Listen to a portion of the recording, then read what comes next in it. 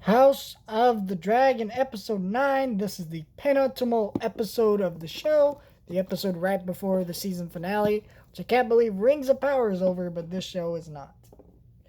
Crazy how those things worked out. But I really enjoyed this show for the episodes I've seen of it, and I'm excited for the finale. And this episode, like most of Game of Thrones episodes before the series finales, it's always a big doozy that makes you excited for the next episode leading into the finale.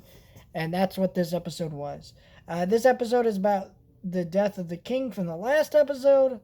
Everybody's in mourning, and it's how everybody's grappling with it. And I like that episode. I like this episode because more than any other point in Game of Thrones, and this kind of lore and timeline, you're actually seeing characters mourn losses and grapple with deaths and what that means and that power struggle, which is not really something Game of Thrones did a lot. Yeah, it did it every once in a while, but very few times when characters died did we have an episode to deal with that, to grapple with that, to see what happens and see let characters emote and deal with death.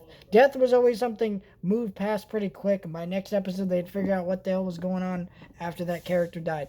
Very little time to mourn or deal with that. And that's why it got to a point where characters died so often in Game of Thrones, you kind of stopped keeping track of who's alive, who isn't, you know.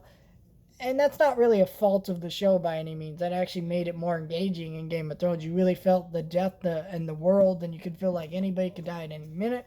But seeing characters argue about who should be king and who wants to be king, and then by the end of this episode, which I will not spoil, who does become king and what that means and how that may affect things, and just very very interesting developments and character conflicts, and it just made for an all-around great episode that was very well executed, very well shot, had a lot of great performances as always. Just an excellent episode all around.